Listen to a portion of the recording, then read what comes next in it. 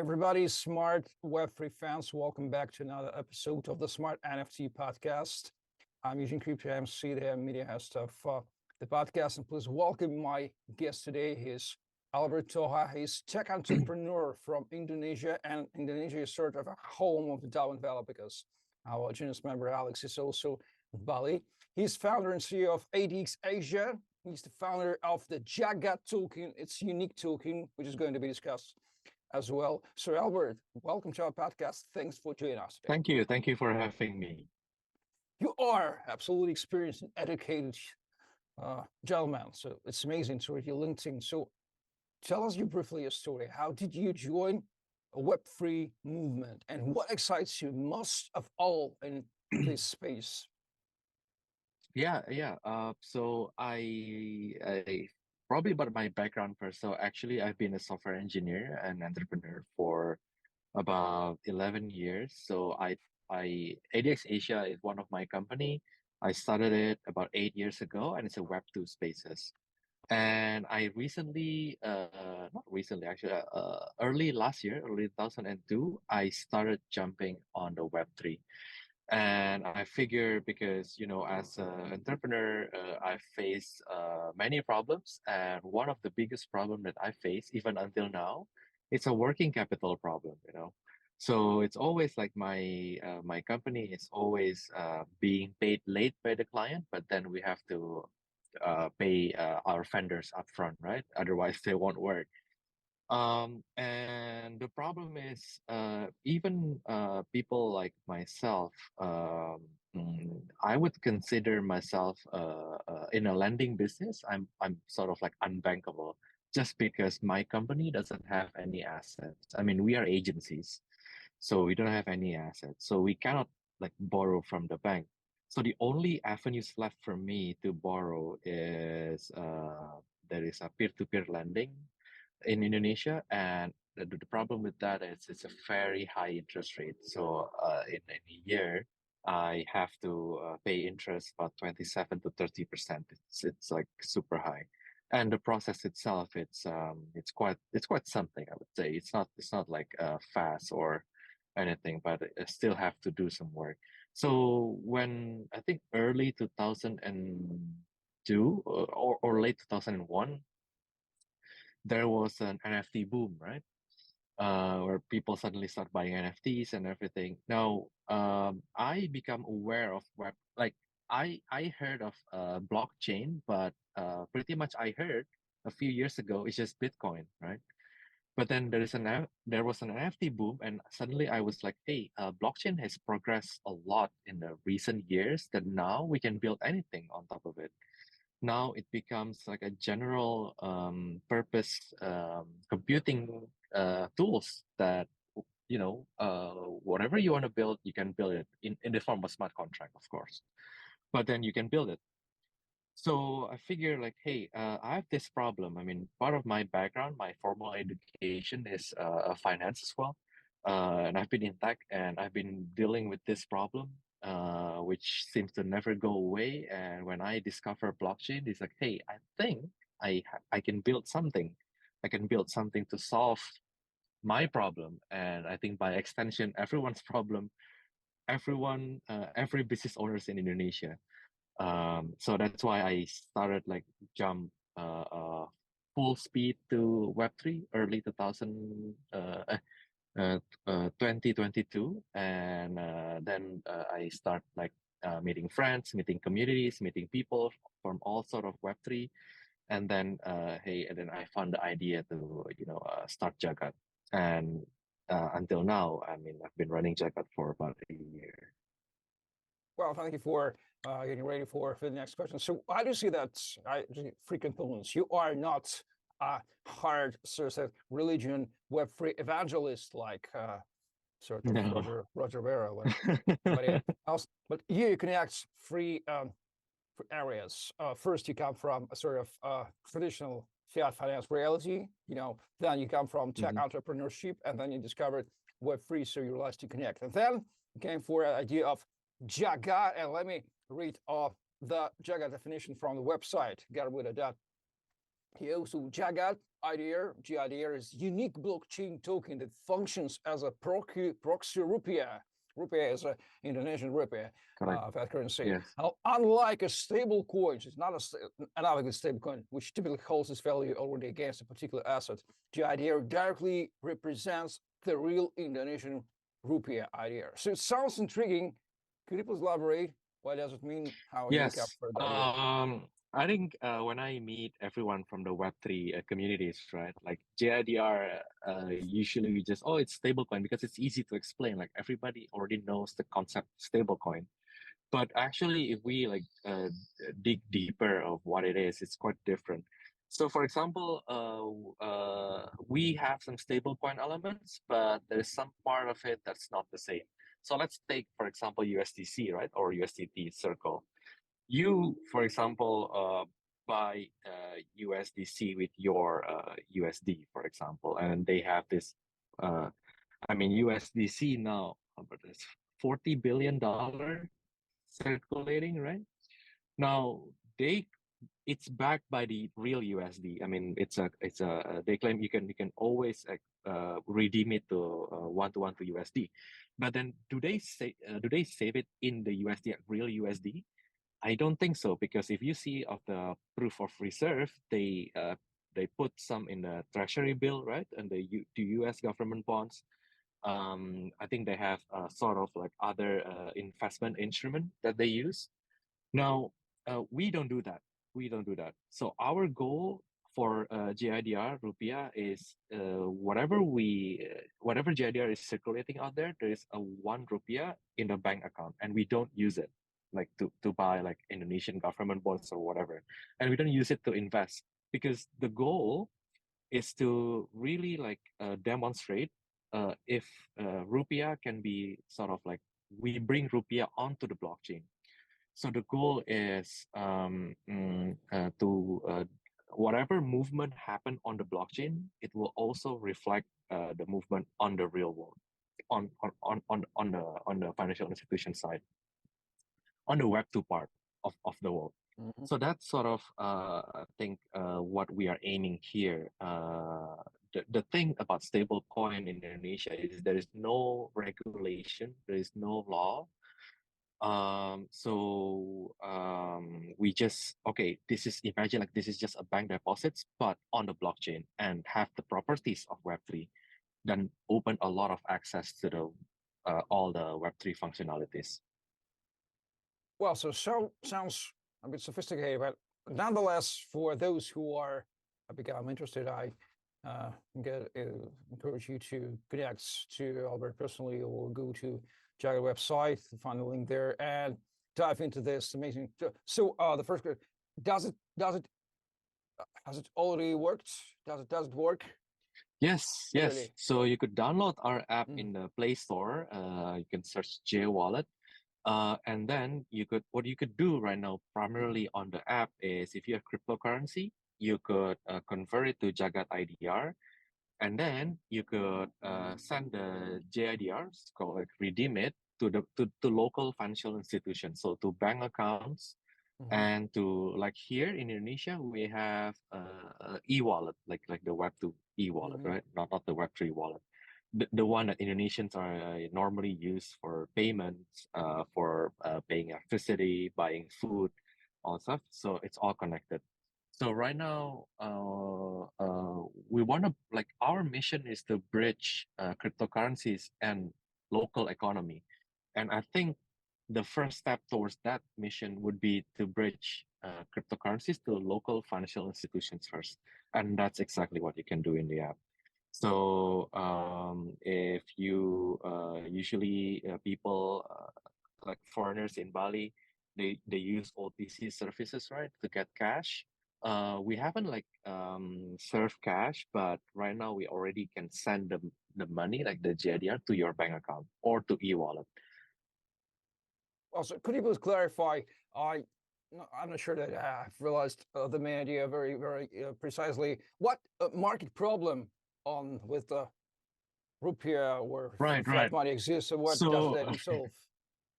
So the problem right now is if you want to convert like cryptocurrencies to rupiah, you have to like have an exchange account.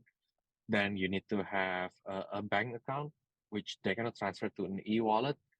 Which so you have to have a multiple accounts, which would follow all the KYCs and all the like strict rules. Like banks, if you're foreigners right now and you're coming to Indonesia for example, just a month or 2 months, right? A lot of people do that.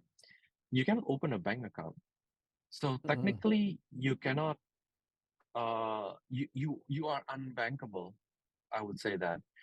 So with J Wallet, the idea is you come to Indonesia, to Bali, for example, then you bring your crypto, then you convert your crypto to JIDR, and then what you can do is, although you can redeem it to bank, but you can also redeem it to e-wallet, which could be anonymous. E-wallet is like you just need an Indonesian phone number, which then you can use to pay all your stuff here, like pay for food, pay for drink, pay for taxi, pay for electricity, pay for water, all your bills, pay for telcos.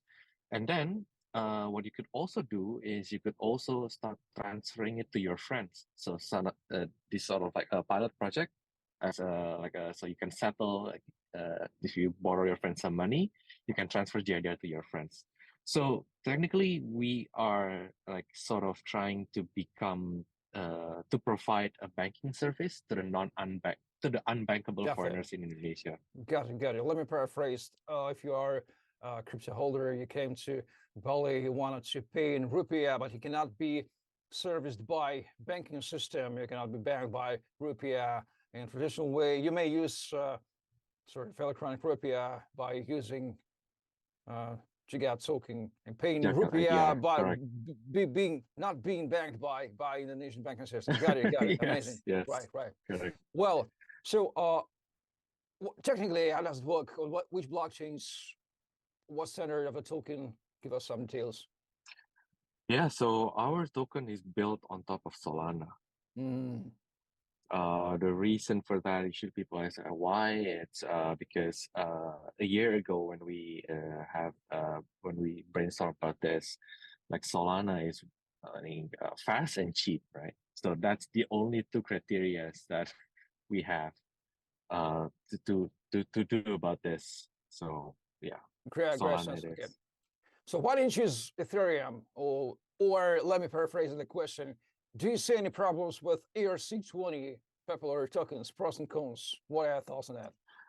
Oh, ERC20, there's a lot of, L1s and L2s that like use EVM, right? That I think, if I'm not mistaken, like ERC20 covers all of that. Because that's basically the same, just on different networks. If we're talking on Ethereum itself, I think one is expensive and the second is slow. So, one of our vision is to enable payments. Like you could go to restaurant or cafes and you can pay with JIDR. Now, payments needs to be settled in matter of seconds, right? Otherwise, people will not wait for like a minute or 2 minutes. So that's why Ethereum was not possible for us, and it's expensive. In some busy day, transferring any token on Ethereum network could cost you about $2, $3, right? And the coffee itself is $2, probably less. So it doesn't make sense from the cost perspective, and from the speed perspective. So that's why it's a definitely no on Ethereum. Now, why not other L2s? Well, that's a very good question. I guess it's a matter of preference, I would say. But nonetheless, are you satisfied with building on Solana in general? In general, yeah, because for us, it's like other.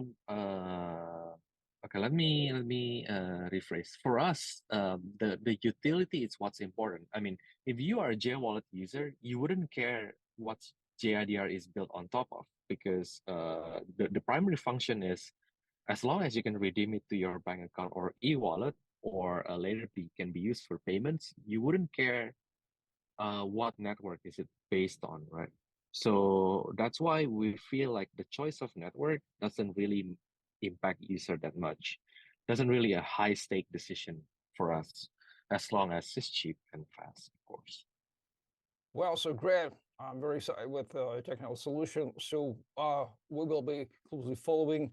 And where is Jagad now on its roadmap? What resources you do need to proceed to continue and make all the claims all the same for our audience, for those who are maybe interested in the more close partnership or give you whatever you want. So that's the call to action time for now. So right now, I think we are still in the exploratory stage, whereby we are exploring different use cases. We are in intensive communication with the users, like trying to get market feedback, basically. And that's from the market perspective. Also from the regulation perspective, there's also a long journey ahead, because right now everything is in a sort of like gray area. There's not really regulations that like, okay, you have to do this, you have to do that, you have to apply for this license, right? So there's still like a lot of ways that this can turn out in the next 2 years or 3 years, regulation wise and market wise. So right now we are just exploring things. We are building use case, like we our goal in the next 12 months is to demonstrate the ability that, hey, there is a value add, like, you know, we can create impact by just bringing rupiah on the chain. And this is how this is like, there's a positive impact, like transaction is more efficient, it's open 24/7, you don't have to wait for banks. um, like one of the use cases that we are building right now is remittance for Indonesian migrant worker. So what if we bring that to crypto, you know? So instead of like queuing in the physical stores where can remit money to like to their villages, hey, you can use this as well. Like and it's within the app, so you don't have to like go outside or go anywhere, which is quite problematic, right? I mean, for in like all those stores usually opens like weekdays, but weekdays migrant worker usually work. Like the boss wouldn't let them to just queue for hours, right, and go out, take a few hours off. And that doesn't happen. So we are just demonstrating the capability. Hey, you could do this way. You know, it's more efficient, it's cheaper, it's faster, it's always open. Settlement is instant, unlike banks that could take like 2 days, 1 day or 2 days. You know, so that's kind of like the use case, like the not so obvious use cases that we're also trying out. Like the obvious use case, of course, in Bali, like, hey, these unbankable foreigners, how can we like serve them? Like, so yeah, we are just exploring things basically right now. So let me encourage our viewers, if you plan to come to Bali, if you're a foreigner and you do understand that you won't be banked by Indonesian banking system, so pay attention on Jagad. This could be a direct solution for your problem of paying by rupiah, by not being banked by Indonesian banking system. Correct. That's a valid proposition. I really have gotten it, so thank you very much for such a brief explaining. And Alex asked me to ask you about the possible partnership with the Envelop, the smartnfts solution. So what can you say about that name Bridgeless? I exactly don't know what is it. So whatever you may say, please say about the possible partnership with Envelop. And it's so I've connected with Alex over the past month. Basically, we met each other during CoinFest, the event in Bali 2 months ago, and Alex introduced me to this protocol, I would say, called Bridgeless. It's a decentralized peer-to-peer like exchange, right? So you could like right now a lot of people use peer-to-peer services to exchange their crypto to IDR, but this one is decentralized. So I think that's very cool. Like if that's the cool thing. So we're exploring a partnership with Bridgeless to sort of provide, like Bridgeless doesn't have an Indonesian rupiah right now on the platform.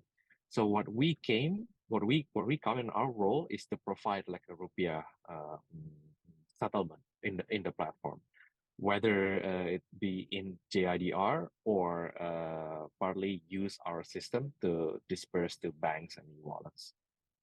Well, so obviously, firstly, good luck. So it'll be a good partnership, as good as it I think so. can be. Well, so you mentioned regulation, and we do know that almost every government in the world has announced its plans to create central bank digital currency. So I'm exactly sorry for my ignorance. I don't know what does Indonesian government say about that. I think it does. So any They competition issues with possible CBDC cover in yes. Indonesia? What can I say? Yes, so I'm fortunately I'm part of the academic groups that advise the central bank on CBDC. So Mm. I got Pfizer. Okay.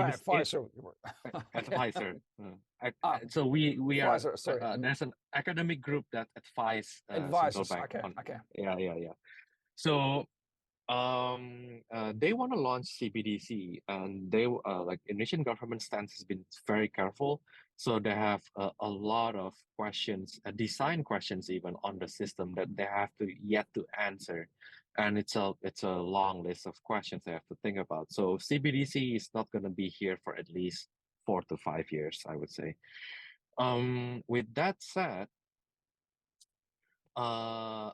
we are like this is back to what I've mentioned. We are primarily focused on functionality, right? So ours, it doesn't matter like the coins or the tokens, like be it Jagad IDR, be it CBDC, as long as the functionality is there, I think our mission is achieved.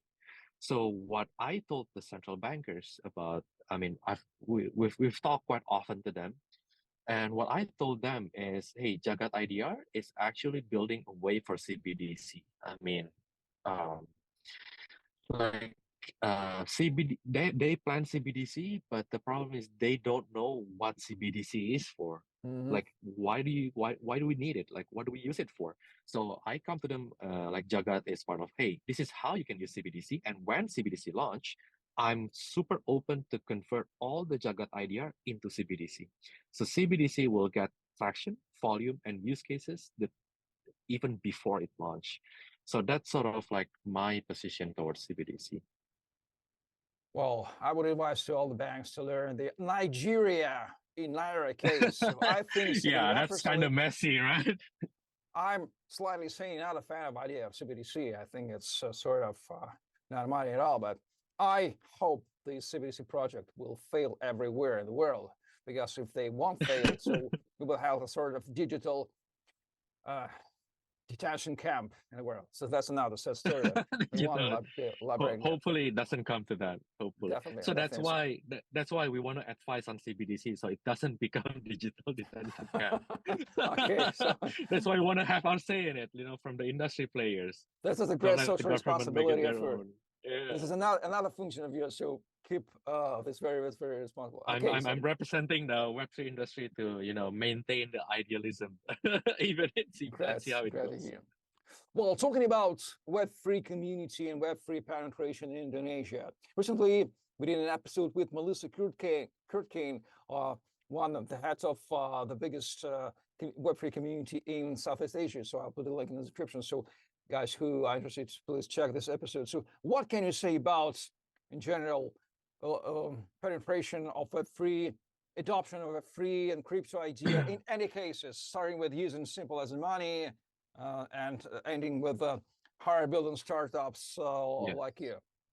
So I would say, let me structure this into two parts, right? Indonesia as a citizen and Indonesia as a geographical unit, country, right? So Indonesia as a geographical country, I think the Web3 is pretty much concentrated in Bali. That's why S21, the first inception is in Bali, right? And now they just opened a hub in Canggu. Even in Bali itself, there's only a few areas where cryptos are, mainstream, let me call it. So it's only like two spots like Canggu and Ubud, right? Not even all Bali. So I've tried. I've the experience of talking to people in Bali. So when I'm in Canggu, like everybody understand crypto, but if you move like 2-3 kilometers away, like to Seminyak, and not a lot of people like understand crypto. Like they even haven't heard of like what is crypto. So I would say Indonesia is a geographical unit. It's only Bali and only specific areas that people are very aware and already using crypto. Outside of that, I'm not sure because like I actually live in Jakarta. So I spend 50% of my time in Jakarta in Bali. Like Jakarta doesn't have even like crypto communities as big as Melissa's community, the S21. There's nothing like that in Jakarta. Some people try to make community in Jakarta, but it just doesn't happen. I'm not sure why, but it doesn't happen. Although I know a lot of builders that's originating from Jakarta. So that's sort of like the condition. For Indonesian citizen itself, I would say they still the main use case for crypto is for trading. So they just like stocks, right? Okay, they buy Bitcoin, they buy Ethereum, they buy a lot of other coins out there just in hope to gain uh, capital gain, and then make money quick, and then that's it. So that's, I think, primary use. So crypto as a financial system, it's still very early. And I don't like a lot of cryptos startups and cryptos venture in Indonesia are still focused around exchanges, and that's for trading. I mean, company like us who focus on other things like lending protocol, payment system, uh, uh, remittance. There's not so many. Like I would say, it's very few. Definitely. So yeah, really, really get you. Well, I know that you've been familiar with the concept of smart NFT, which Envelop has been developing. So you check the book. And by the way, for those who are not familiar with what is smart NFT, I encourage you to read the recent book of Envelop, which is called The Rise of NFT 2.0, or Punks Are Dead. It explains the concept. So what are your general thoughts on that? Do you find it useful concept, NFT with a sort of collateral side and different features around? So what I mean as a technical person. So I'm a big believer in NFTs, which I think NFTs has a very clear use cases. It's probably not how my imagination is not on not the same as how we use it right now, but I can imagine a lot of like real world assets could be tokenized and could be treated as an NFT, and it's gonna help a lot of people. So, for example, like land, for example, land purchases. Right now, you have to go to notary, you have to like make an agreement, then you have to report to the government. Like the whole process could take a month, but with NFT, it could happen in an instant, for example. So you sort of like NFT represents the right to use or the right to own something. It doesn't have to be a land. It could be anything. It could be vehicles. It could be digital content. It could be art. It could be music. It could be movies. It could be stocks, for example. So I'm a big believer where those part of our lives will be taken over by NFT. Now, NFT, I mean, with smart NFT, there is a lot of new features in a lot in smart NFT, like time lock, like so you build it very nicely. Like okay, it's becoming very rich, which how you can do about NFT, which I think is going to be very useful if we ever want to use that in the for real world use cases. So I think that's a very good step. Yeah, definitely, absolutely, absolutely agree with you. So we are, nonetheless, we've been in the space for 14, almost 15 years. We're still in the early stage of discovering all the future possibilities and use cases of an amazing world, founded on the simple, not a simple, but brilliant, eloquent idea of this smart digital property, which has never existed before in human history. It started with Bitcoin.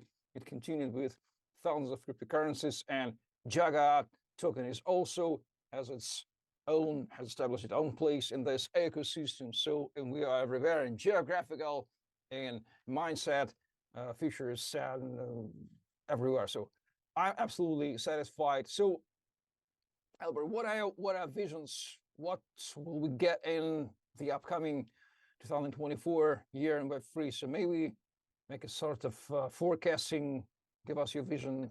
What do you see? My vision and my hope for 2024 is probably not mainstream within the Web3 communities, but I hope first and foremost the government figure their things out, and okay, what we can do, what we cannot do, how we can do about this, and then provide a clear framework or path for us. So that's one. The second would be I hope that next year there's going to be a lot of companies that makes the use cases that create real impact with blockchain technology, because I think blockchain technology is wonderful, but it's not felt by the common people yet, and it's up to us, the builders, who, okay, let's build something that's could really create impact and not just create token and run away. I mean, there's a lot of cases in Web3 where people just create token and run away, right? So I hope less of that, and in the next bull run, hopefully next year is a bull run, which will be a good time for all of us. Hopefully now we can create something really useful for people. So by creating tokens, think about usefulness. So creating token doesn't mean that it will acquire wild value, which is the hope of most of the scammers industry. Well, Albert, what is the best way to connect with you, to get in touch with you, to follow you on the internet, if anybody has business proposals or maybe want to share? Yeah, so the best way to contact me about partnership or business proposal or opportunities is to Telegram. So I connect with Web3 communities through Telegram. It's Elbert Toha. I could send to you later my handle. I mean, you already have it. I mean, we're already chatting on Telegram. I'll put on the link in Super. So thank you very much for such a brief explanation about what is Jagad, what is Web3 in Indonesia. Wish you absolutely good luck, and of course, I personally hope that you will appear in our during the AMA session with Alex regarding your future partnership with Envelop Solutions. So thank you very much for watching and listening. Please like, share, subscribe, guys. Follow the links in the description. Read our book. Follow the Jagad, and stay tuned on the great content and be a part of Web3 movement. Join DAOs, use crypto. So we are on the way to the, I hope, the more brilliant future than we have already had for now. Checking the news of the world, which are coming on every day basis. This has been another episode of the smartnft podcast. Elbert Toha from Indonesia, founder of Jagad Token, ATX Asia, and me, Cryptocurrencies, with you. And stay tuned, and bye-bye. Thank you. Bye. Blockchain. BLOCK chain. Digital money, smart contracts, NFT, IDO, decentralization, transparency. So many opportunities, but so many challenges. Some financial manipulators, by their actions, confuse blockchain solutions and block their development. The idea that the blockchain should bring copyright and royalties protection to the next level is quite old, but the realizations of these ideas are not perfect at all. There is another problem of determining the value of a particular cryptocurrency or NFT. These and other problems need to be solved. Fortunately, the blockchain infrastructure is evolving. My name is Mr. E, and I represent the Envelop project. Many things have already been invented in the blockchain today. Tokens, smart contracts, platforms for creating your own coins, NFTs, exchanges for buying, selling, and exchanging all these blockchain resources. Envelop is another step in the development of crypto technologies. The protocol that works with NFT and cryptocurrencies. The idea is simple but disruptive. Let's assume you have an NFT, Bitcoin and Ethereum. Using the Envelop protocol, you can wrap the original NFT accompanied with several tokens. Technically, you get a similar NFT, but what is the breakthrough here? Once wrapped, the token has a number of additional features that were not available before. The minimal cost appears. It is provided with coins wrapped together with NFT.